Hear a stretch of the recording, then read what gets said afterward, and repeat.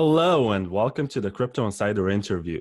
I am Vlad and my guest today is Nopara, who is the lead developer of Wasabi Wallet. And if you ask me, he has developed one of the most valuable pieces of software that you can use in Bitcoin right now. And I'm going to let him explain how it works and exactly what it is, because I know a lot of people who use Exodus or some other wallets that are not even allowing you to hold your own keys.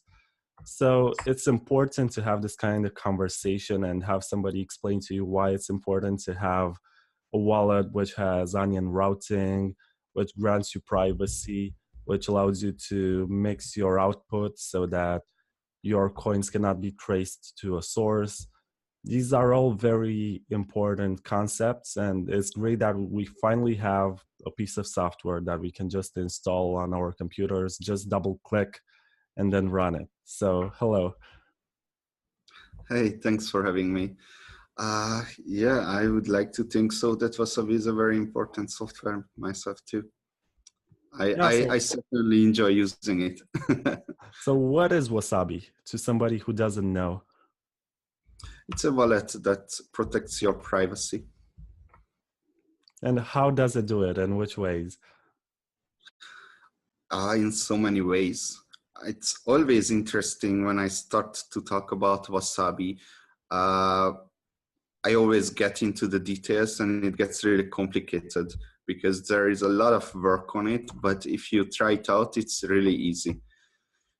There are basically three different ways you can lose your privacy in Bitcoin. One is how you are querying your address balances, not you, but your wallet. How does it do that? Bitcoin Core downloads all the blocks and establishes the wallet balances locally, which is completely private. Now, every other wallet does it, every other light wallet does it in an unprivate way. So they are usually just asking a backend server that, hey, what's the balance of this and this and this and this address? So the backend server knows that this and this and this and this address is yours. So you have a confidentiality to the wallet company. Now, Wasabi is doing this in a different way. It uses client-side filtering. Yeah, you see, I'm getting into the details already. It uses client-side filtering. The main point is that the filters, based on a constant set of filters, we can figure out which blocks we are interested in, and we download those blocks over Tor from different Tor identity, from every node, the different blocks, so no one really learns what information we are interested in. This was one way you can lose your privacy. The other way is to how you're broadcasting your transactions. I'm not going into what are flawed ways to broadcast transactions. What Wasabi does, it broadcasts over Tor to a Bitcoin node in the peer-to-peer network, and it changes Tor identity every time and disconnects the nodes just to be sure. This is how we broadcast transactions, which is the most private way right now, until we will have Dandelion on Bitcoin, but Dandelion is Dandelion in Bitcoin development. And the third way you can lose your privacy is on the blockchain.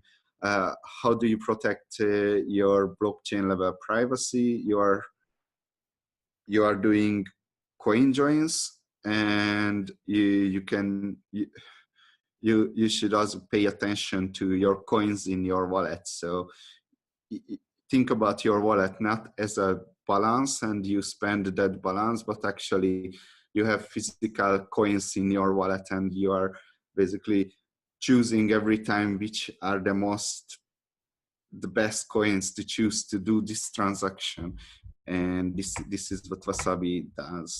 It's simpler than it sounds.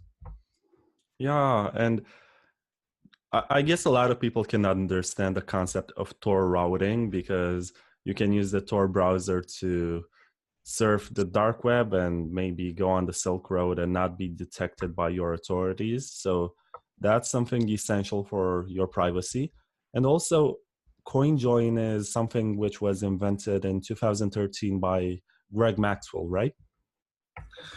No, actually, no. I actually done a research on it, and the first time CoinJoin came to the people's thinking was, I believe, in 2011 by Hashcoin on Bitcoin Talk Forum, and then there were other people talking about CoinJoins. In fact, there was a guy who was called Killer Storm, and he described Chaumian CoinJoins in 2012. But Gregory Maxwell coined the term CoinJoin in 2013, and he actually put together all the information those were scattered over the internet on CoinJoin and what's the good way to do this. And yes, in 2013 he gathered together everything and added his own knowledge, and then a huge thread has been people were thinking about how could we do this, how could we make this to be able to normal users to use it. And there were a couple of attempts. One was Sharedcoin, Dark Wallet, Join Market, and now Wasabi. Sharedcoin was from Blockchain Info, but they discontinued it, either because the privacy was flawed or because regulatory concerns. Dark Wallet was from Amir Taki and Cody Bielson and some other developers. They were trying to do two-party coin joins. They abandoned the project, or Amir left to fight ISIS. So that there were some things. Anyway, the project has been discontinued too. But Join Market is still up and great. And Wasabi, these are the CoinJoin implementations. So how does CoinJoin actually work? What does it mix? It's really simple. If you get some coin, if you get some Bitcoin from someone, then that's one coin. If you get some Bitcoin from someone else, that's another coin. And if you want to make a transaction, then you join together that two coins and send the transaction. Now, this is not CoinJoin because it's only one party doing it. If more people are doing this, more people put their coins into one transaction. Now that's a CoinJoin. And from here on, we can complicate things a lot more. Yeah. Okay, so you basically make it difficult for the recipients to track the coins and determine their origin.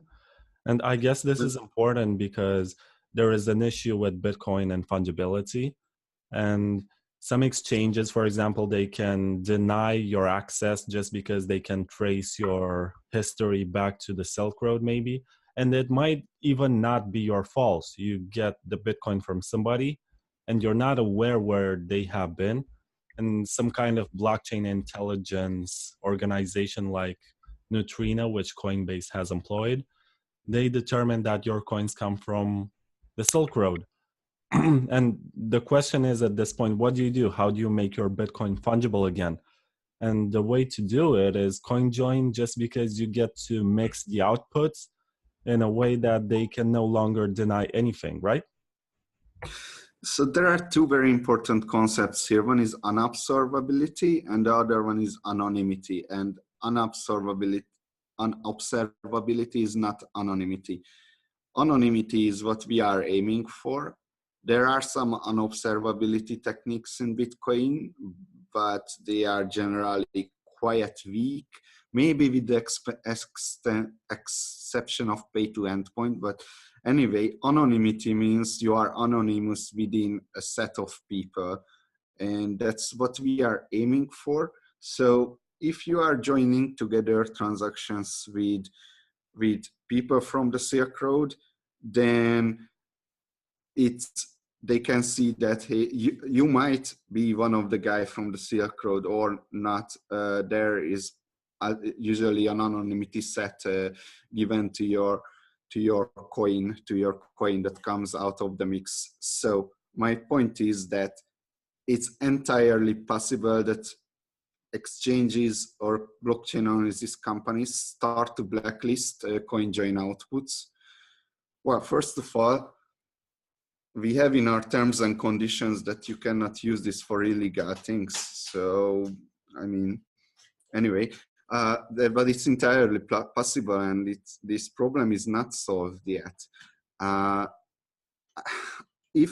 But it's actually not happening, or they are only blacklisting from darknet markets right now. The desire to be private is not a crime by itself, so they are not blacklisting. But if they start to blacklist, I don't know what's going to happen. Maybe we should just stop working on Bitcoin and start working on Monero or something where they cannot do that. But they can blacklist the whole Monero. Anyway, it gets complicated, but this is one of the largest problem that we didn't solve, because anonymity is not an observability. Yeah. Right. So do you think there is any hope for Bitcoin to become fundamentally fungible and private? Yes. There's this thing that's called confidential transactions. Have you heard about that? Yeah, it's also by Greg Maxwell, right? Yes. Maxwell invented everything. Confidential transactions blinds the amount, which seems like little nothing, but actually there are far-reaching consequences of this small notion that it blinds the amount. And with that, we can build very user-friendly systems and much cheaper anonymity, even unobservability, because most of the blockchain analysis heuristics are based on amount tinkering. Hey, if this amount is this, then this must be the change output. So this is what their algorithms are built on. So if confidential transactions would get into Bitcoin, that would probably solve everything, not by itself, but by combining it with different things. So that's a huge hope there.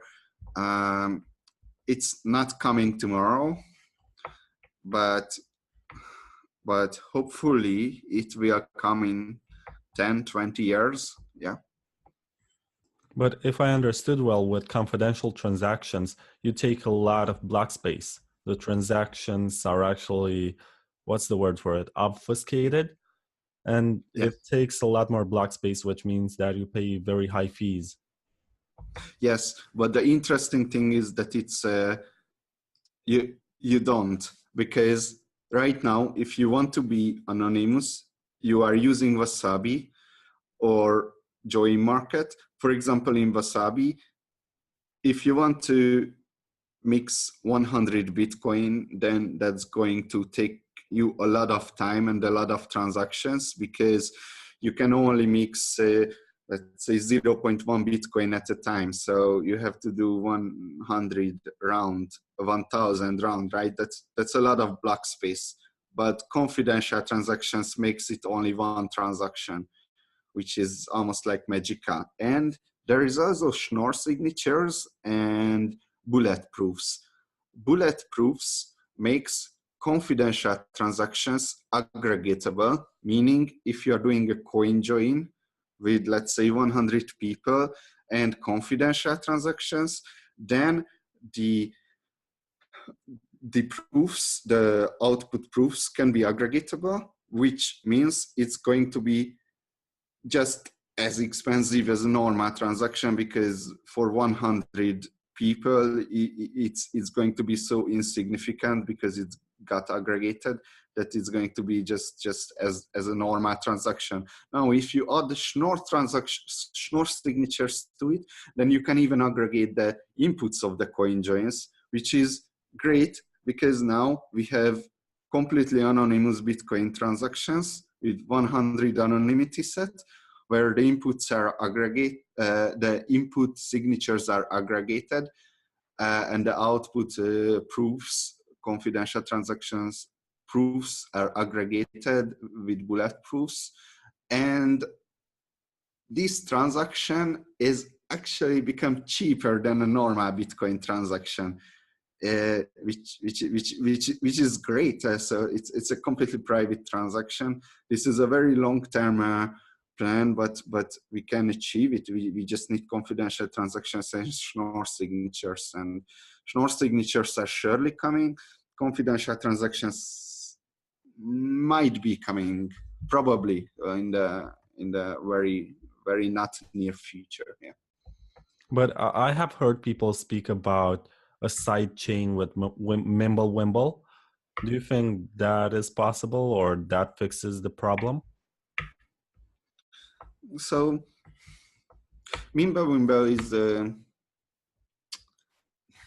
yes. So the story of Mimblewimble is someone throw a protocol to the mailing list where you can actually throw away history, which is nice, and that's kind of private. But if the blockchain or these companies keep collecting the information, then it doesn't really matter, because it's the same as Bitcoin. But anyway, the Mimblewimble implementations actually also implemented confidential transactions and scriptless scripts. Let's not go into it because I don't even understand it that much, but that's the big privacy cheat of the Mimblewimble coins, which is green and beam. So that's really nice. Now, can we do this as a sidechain? Well, let's first figure out how to do sidechains properly, because it's not really figured out. There is Blockstream Liquid, which is a federated sidechain. It's not the same. It's not even close to the same security model as Bitcoin, right? Because it's more centralized. So first question, how do you do sidechains? The second question is, do you really need Mimblewimble for this?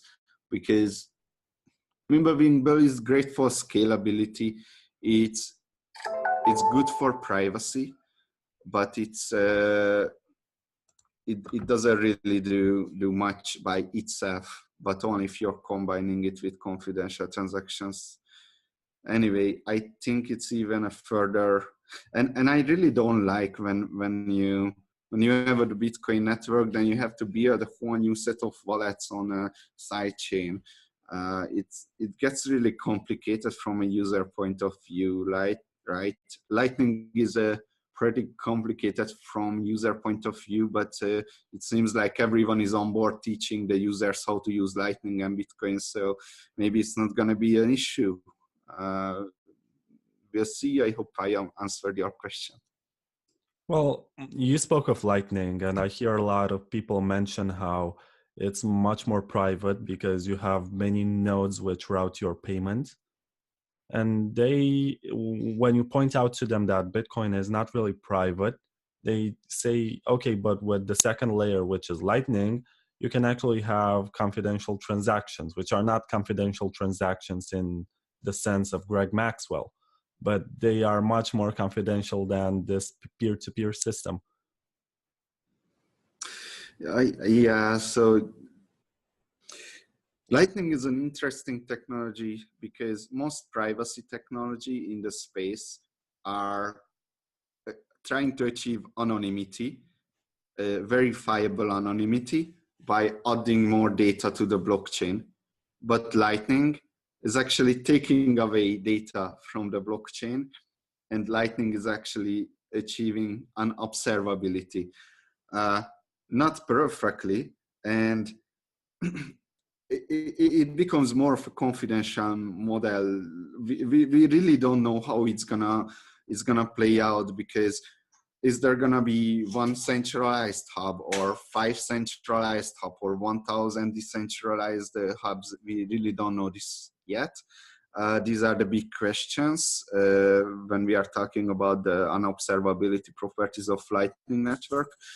Now, this is interesting. I was talking with a guy who was working on blockchain on this company, and he said that, yeah, Lightning is terrible news for them because they cannot check what's going on Lightning. And I said the same. Lightning is terrible news for me because I cannot build verifiable privacy on Lightning Network, so it's not good for anyone except for the user's privacy.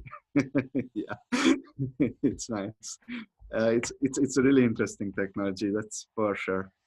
So speaking of, I know that right now most of the big exchanges have hired a team of intelligence researchers so that they can identify transactions and scrutinize the open ledger of Bitcoin in order to de-anonymize as much as they can. And my question is, how far have they got? It's a good question.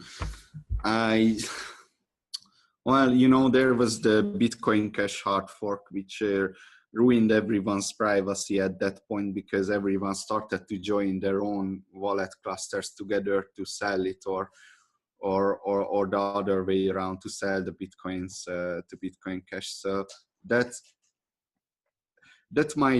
had a mass de-anonymization effect, but in general, they are not very good at de-anonymizing users. That seems to be the consensus, and of course we don't know because they are not putting their code on GitHub, so we cannot verify.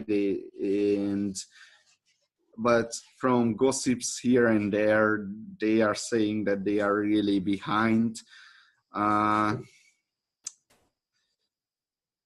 They seem to be behind regarding the exchanges because the exchanges don't want to blacklist you, even if you're the worst criminal in the world, and not even the banks want to blacklist you like that. They want your money, they want your volume.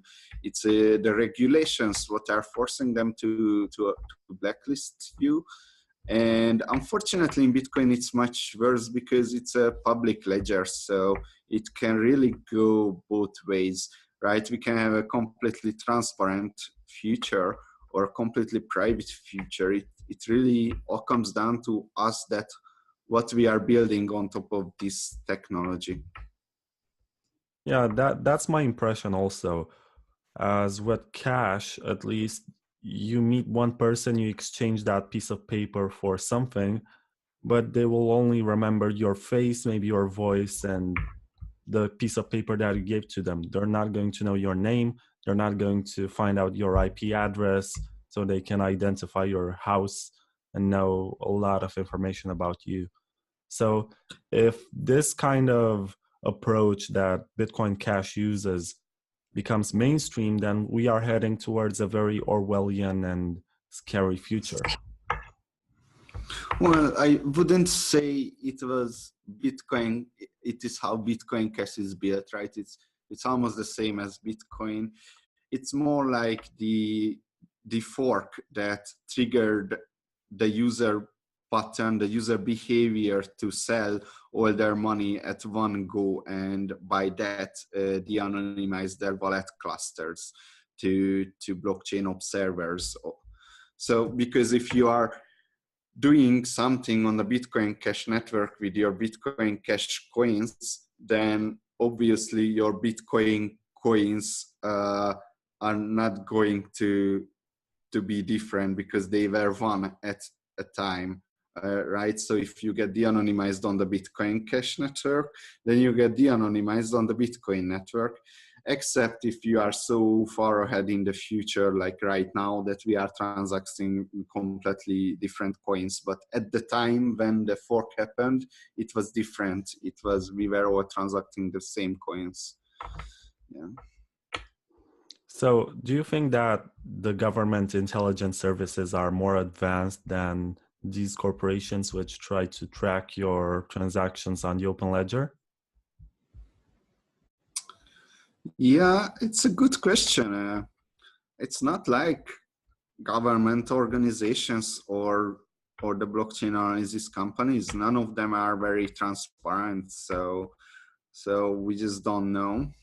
I would guess, based on the recent trends, that government is losing their way of innovation, like in every every field in the world. And right now, even the space travel is space things are becoming the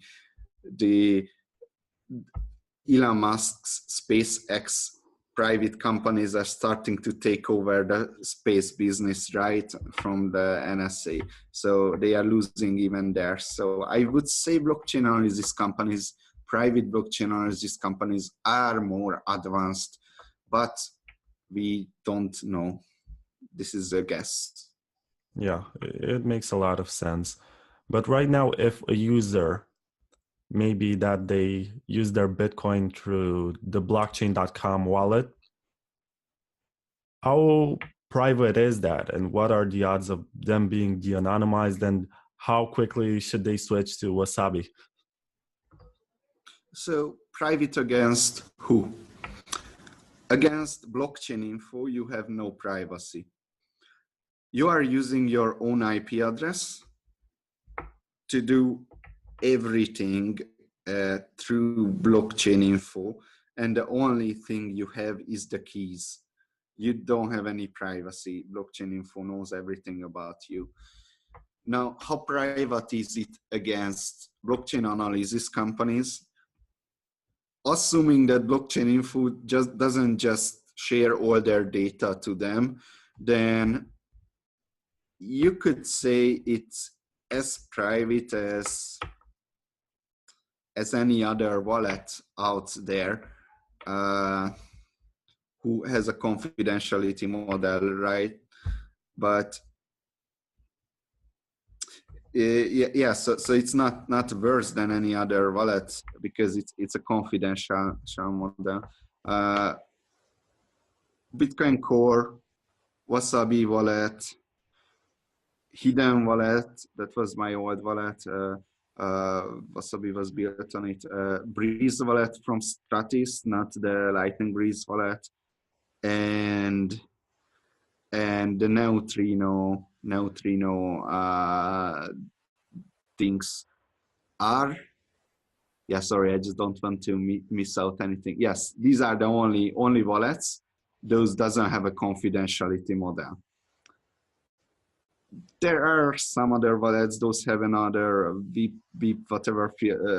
So there are some other wallets, those don't have confidentiality model, but they are generally leaking information to anonymous parties, which is just not that good either. So, but general, these 5 wallets, what I just said, these are the only ones, those don't leak informations on the network level. Now, on the blockchain level, it's Join Market. Join Market uses Bitcoin Core, right? So Join Market doesn't leak information on the network level. It's Join Market and Wasabi Wallet. These are the 2 only things. Those do something for your privacy on the blockchain level. Well, if you think about it, you can use Coinbase too, because Coinbase is the perfect mixer. If you send money from one Coinbase account to another Coinbase account, then no one's gonna know about it except Coinbase, which is not that bad for privacy. But I mean, if Coinbase starts sharing the data, then it's bad for privacy. but yeah, it's Coinbase is a great Bitcoin mixer. Yeah. I didn't think about it in these terms. But I know that other wallets make some claims about their privacy. And the ones that come to mind right now are Samurai and also Blockstream's. It used to be called Green Address. Now it's Blockstream Green.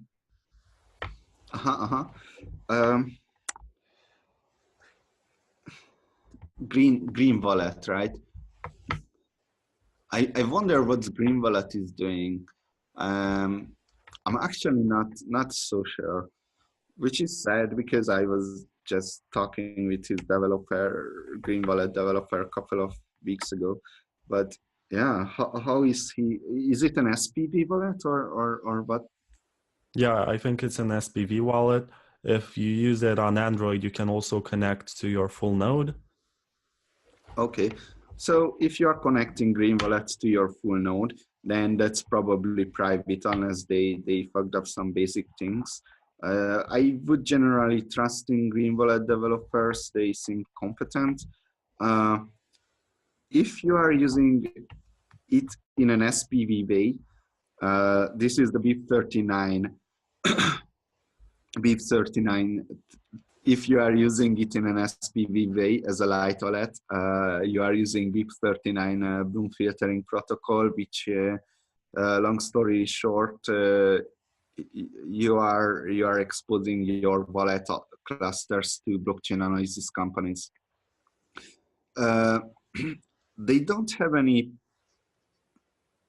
privacy features on the on the blockchain level, right? What's nice is they have Tor, so at least you don't have to add your identity to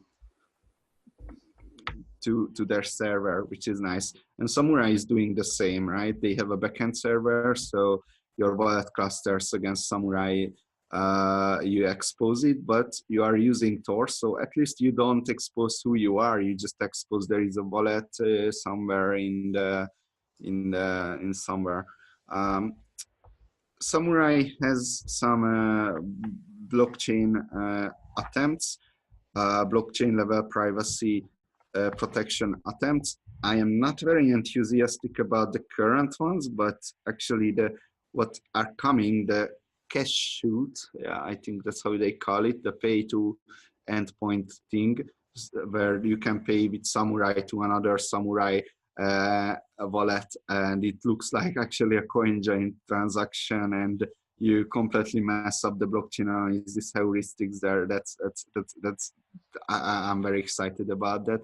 The other thing is that they are trying to do the mixing to the Whirlpool protocol, which was forked from my zero-link research. And yeah, I did a look into the code, but they are doing mixing and probably in the right way. So I'm very excited about that too. I have mixed feelings about this two-way, no, the Stonewall and their Paynims protocol, which they have right now.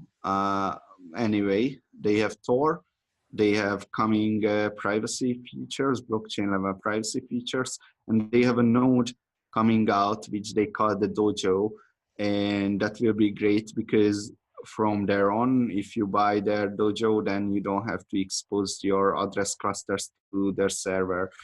Yeah, that's about Samurai. I'm actually very happy that mobile wallet developments are going into this privacy direction. I'm happy about that. At least I don't have to write a privacy wallet for mobile. That's gonna be hard. Well, I would be very happy to use Wasabi on my phone, but I guess it would be much more difficult. On Android, it's simple because you have third-party access. You can just install apps from your computer with a USB cable. But on an iPhone, which is encrypted and is pretty much impossible to install something unless you jailbreak it, and there is a high chance of bricking it. So unless they allow you through their app store to have these kind of features, it's probably never gonna happen. Yeah, I see. I mean, I'm not very good with mobile too, so I would have to spend a day on it to figure out how to install software that's coming with an APK on my Android. So I'm not a power user on mobile, that's for sure. So let's say that I'm a new user to Bitcoin and you're trying to convince me to use Samurai Wallet. What are your main arguments? Not Samurai, sorry, Wasabi. I messed up there. Mm-hmm. Well, it depends on your priority, right? Why are you coming to Bitcoin? Are you coming because you are living in North Korea and then someone is going after you? Then yes, you might want to use Wasabi because that's your best bet to stay anonymous, and the North Koreans don't figure out that you are using Bitcoin or you are or how many Bitcoins you have, right? But if you are just a trader, then you might want to use just just one of these wallets. Those have a bunch of shit coins in it, and so that's you are valuing your convenience, your ability to trade, right? So you don't want to use Wasabi. If you want to be completely secure, then you want to use Bitcoin Core and hardware wallets. So yeah, Wasabi cannot compete with them either. If you want to support the network as much as you can, then you want to use Bitcoin Core. So right, it really depends on your goal. If you want to be as private as possible, then you use Wasabi. If you don't care about, yeah, it's not that easy decision. I think Wasabi is easy enough to use for new users who speak English, of course, because we always forget that you have to speak English to use Bitcoin. But yeah, that would be my what is your goal, and choose your Pokemon based on the bottle. Right. If you ever need a translation for Wasabi in Romanian, I can volunteer. Thank you. We are not planning actually, because I wrote this wallet in a way that's. Well, first of all, if you have a translation, then every update you have to do translation for that. Otherwise, your wallet is gonna be a mess. So it's not maintainable. But when our features get written into stone, then we are going to do that. But it's not not going to happen now. Mm-hmm. As far as I can see right now, Wasabi is 100% open source. It's on GitHub. You can analyze it, you can fork it.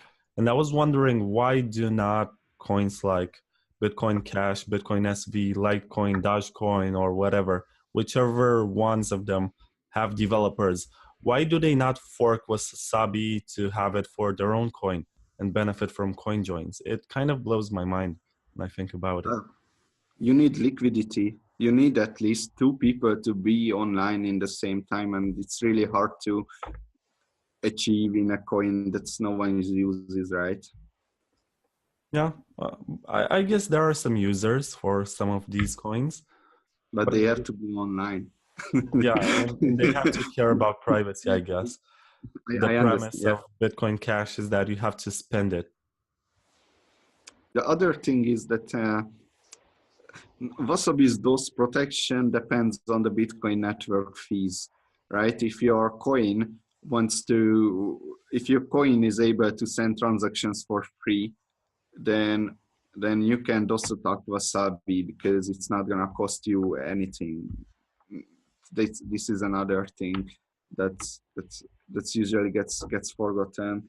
I don't think it's anyone's issue right now, because most developers are just don't care about DOS attacks.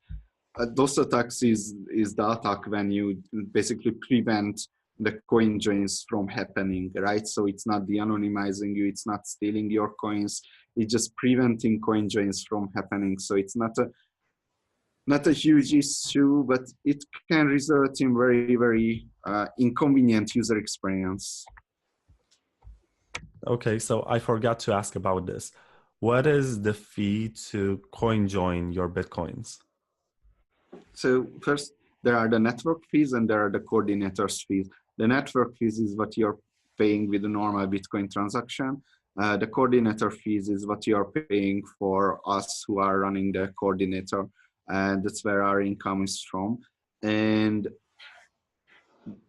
the network fees are whatever the network fees at the moment, everyone's familiar with it. The coordinator fees are 0.003% per anonymity cent multiplied by the denomination. Now, what does it mean? It means if I have 0.1 Bitcoin and if I have 100 Bitcoin and the denomination is 1 Bitcoin, and let's say I'm mixing with 50 people, then it's going to be 0.003 multiplied by 50 people multiplied by 1 Bitcoin. This adds up.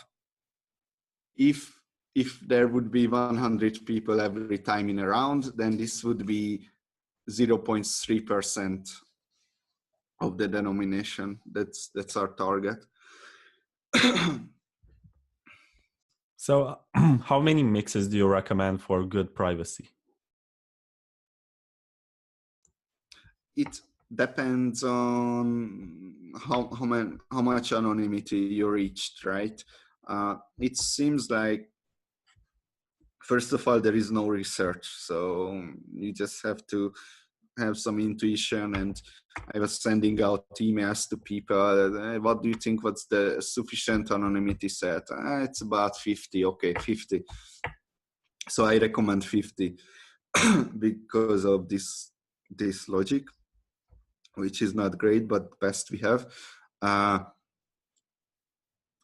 What does it mean? How do you achieve 50 in Wasabi? After you mix, you will see a green shield in your next to your coin. Hey, this green shield means 50 anonymity set, and that's what I recommend to try to achieve. Yeah, I remember when I used it and I was looking at it thinking, should I use 5 mixes, 10 mixes, or go for 50? And when I saw that the coordinator fee is so low, I just said to myself, okay, I'll do 50. And when I clicked the start button and I typed in my password, because that's how it works, I was pretty scared because you don't know what's going on. You just watch your coin disappear, and then it comes back in very small amounts. It's interesting. I never thought about in that way. Yeah. Yeah, you have to trust the code, and you have to trust that it's fair and it all comes back to you. Yeah. Yeah, I mean, you cannot lose money with CoinJoins because you get a transaction that is not signed by anyone. So you check, hey, do I get back this much money as I put it in? And if I don't get back this much money in that transaction, then I just don't sign it. So it's impossible to lose money with CoinJoins unless I made some terrible mistake. But I looked through this code and so many times and so carefully that not just me, many people looked through this part of the code to make sure. Yeah, even Nicolas Dorier actually found a bug here that if I set the coordinator fee too high, then I would have been able to steal the coins, but it was a very long time ago, right? When we launched that's when this bug were there. So anyway, other people were looking into it too, and it's you cannot lose money with this way. If you don't see your outputs, then you don't sign. The software makes the decision for you. Right. And I also noticed that lately you have implemented the synchronization with your own full Bitcoin node. So if you're running Bitcoin Core, you no longer have to rely. I think Wasabi runs on the Neutrino client. Is it? Something like that, yes. 157, 158? Yes, we built our own version of that, right? There were no beeps when we started working on it. There was only the idea and the draft of the BIP. The point is that the idea was behind the Bitcoin node integration that, oh, I have a Bitcoin Core node running on my laptop. I mean, why do I download the things from the internet when my Bitcoin Core have it, right? It makes no sense. So I just asked from the Bitcoin Core, hey, can you give me the blocks because you already have it. So that was the idea. And what's important, it's you're not relying on your Bitcoin Core. It has a centralized validation. So if the Wasabi server tells you that the block hash and your Bitcoin core gives you a different block hash, then you're not going to accept it. So it's a trustless way to implement this, which is basically just the first step to implement a proper trusted Bitcoin core integration. This is the first step towards that direction, right? So it's important that it's not a full integration; it's just a partial integration. Yeah. Yeah, I also want to compliment your articles on Medium. I read some of them. The one about Bitcoin Core and Wasabi Wallet and network level privacy was excellent. And also Why Bitcoin. This one is also great. So if you're watching this interview and you want to get a greater insight into the mind of the mastermind behind Wasabi Wallet, then you should read these articles because they are great and they're going to make you understand why and how you should be running Wasabi Wallet and the whole philosophy behind it, right? Thank you. I would like to think so. Yeah. Really, you're doing a great job, and I saw that you got some endorsements with Wasabi from some very influential Bitcoiners. Actually, that's how I discovered it because I don't check Bitcoin Talk anymore. I think it's bloated with too much spam. And sometimes I just browse Twitter, and sometimes I find in my feed pieces of information that I don't really think about, but they stick to the back of my mind. And sometimes I come to this idea, what's this Wasabi wallet invention and why does everyone talk about it? And then I tried it and I finally understood. And even I guess what you got very right is the user interface. I have no idea how you have done it so easy to use because unlike a lot of wallets where you have to type in the number of Satoshis per byte that you want to pay for your fee, with Wasabi, you just have a bar which you drag with your mouse.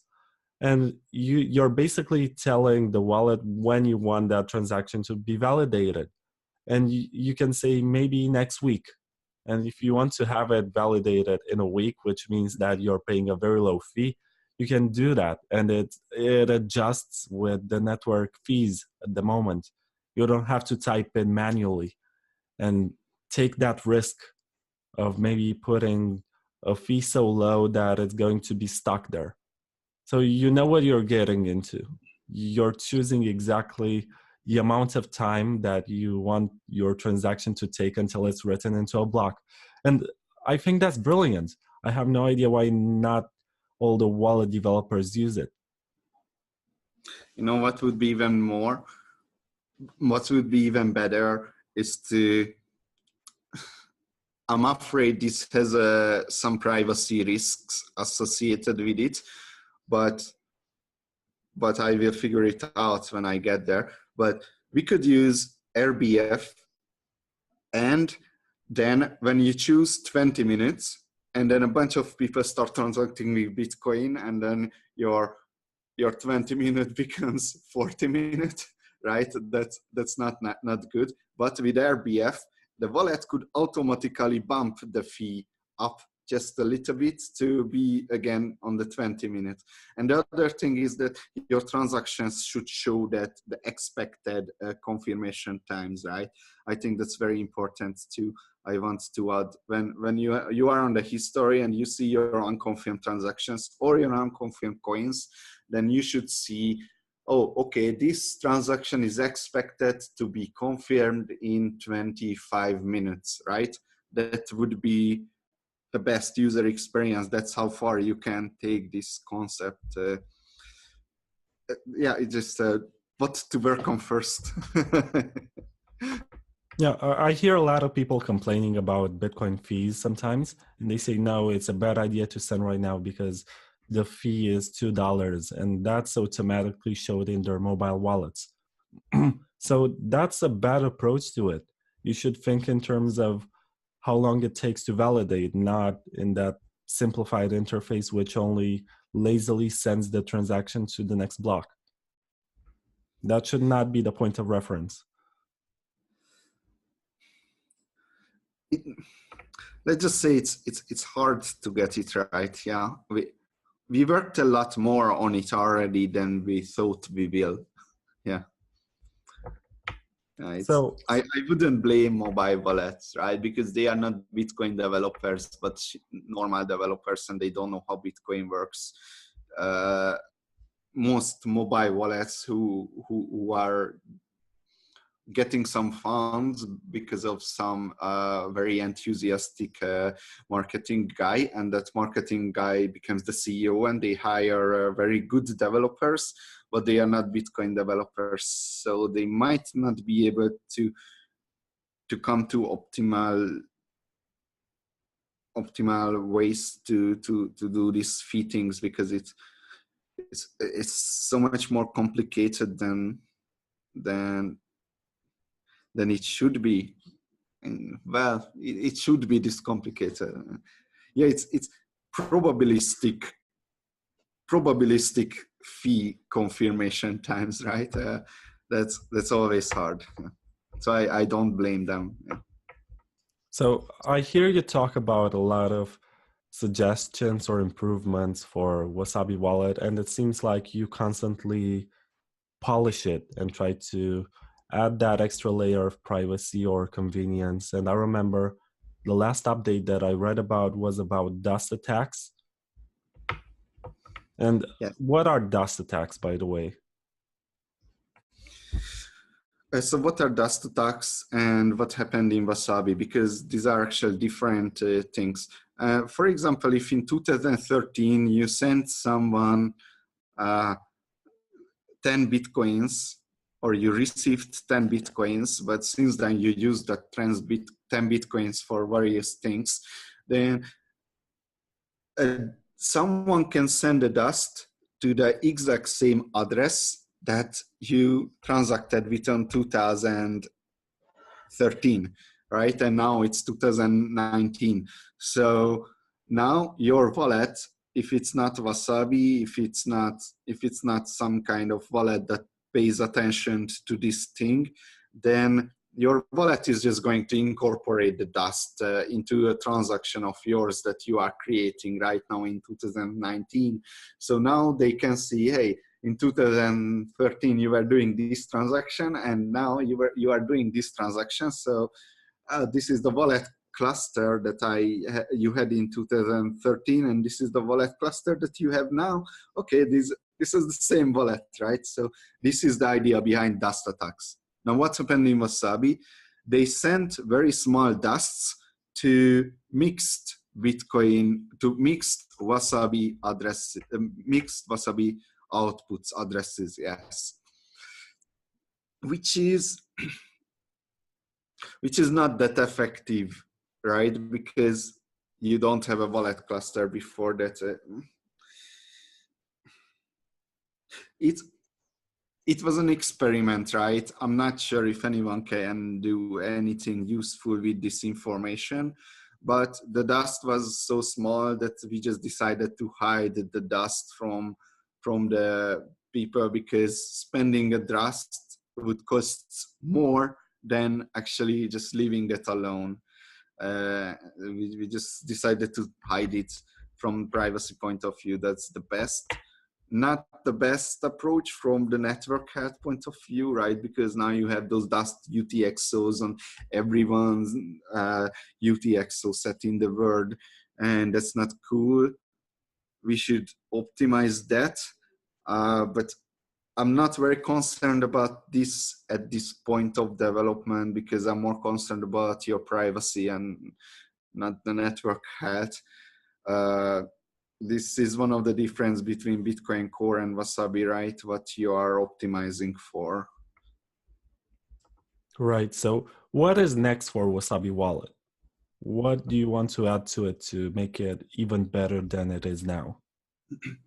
There are about 5 things. Maybe not everything is on top of my mind. One is hardware wallet integration. Other is Bitcoin Core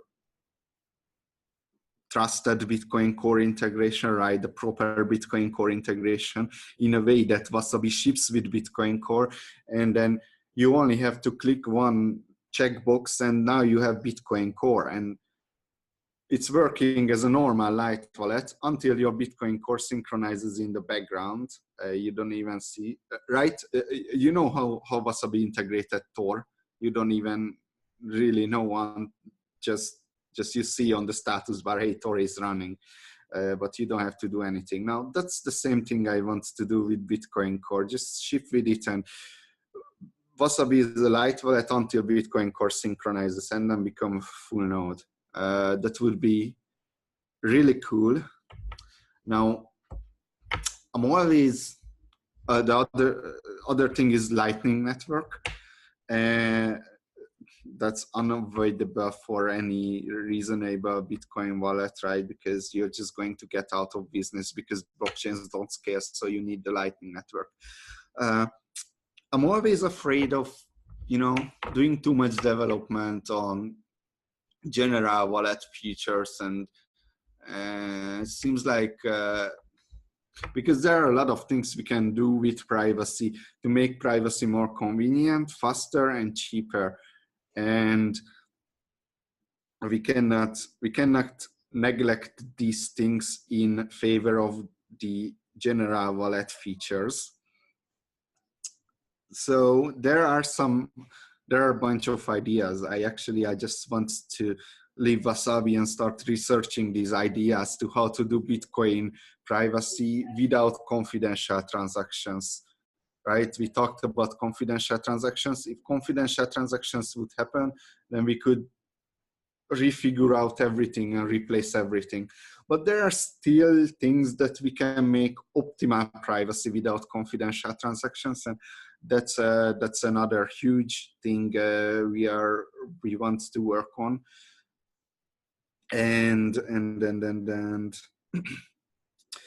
Lightning Network, hardware wallets, Bitcoin Core integration, better privacy features. I think that's all the big things that we are thinking. I might missing something, but that might be all of them. Yeah. That sounds very ambitious, and I'm proud that I got to talk to you and we had this interview.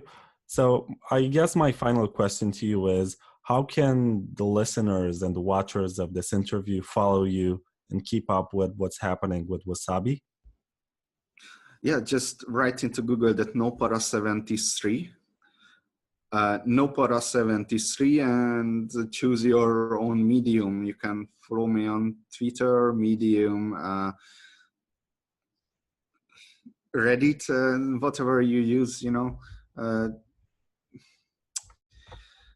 well, read my Medium articles. They are really, well, I wouldn't say good, but really informative. And I'd like to think they are also fun to read, right? I try to be a bit more funny when I'm writing them than other people. So yeah. Okay, so this was a really great interview. I feel like I've learned a lot in this hour. So I thank you very much for your time, and I hope that a lot of people will watch this and more people will start using Wasabi. Yeah, thanks a lot. I enjoyed it too. Yeah, thank you. So I'll talk to you later. All right, bye-bye. Bye.